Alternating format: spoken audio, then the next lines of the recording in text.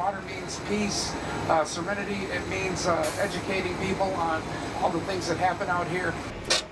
Bob Ojeda has been a boat driver for Austin Duck Adventures for about a decade. I'll tell you what, boats are, if you can imagine that your job every day is to bring your best 40 friends onto the water, enjoy a sunset, cruise along.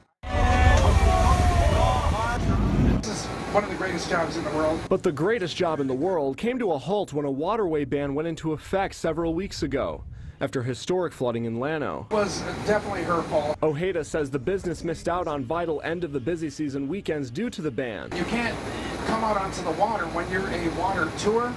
It cuts into business. Cutting into business not only here, but also at Rowing Dock down the river. We did miss out on a couple of warm weekends, but that's okay. We planned for it being in this business. Amber Durkin is the operations manager at Rowing Dock. She and Austin Duck Adventures say no matter what, safety first. So safety is obviously #1 for us. We want people to have a good time, but we also want them to be safe. The ban was issued on October 16th and was extended week after week until Friday when it was fully lifted.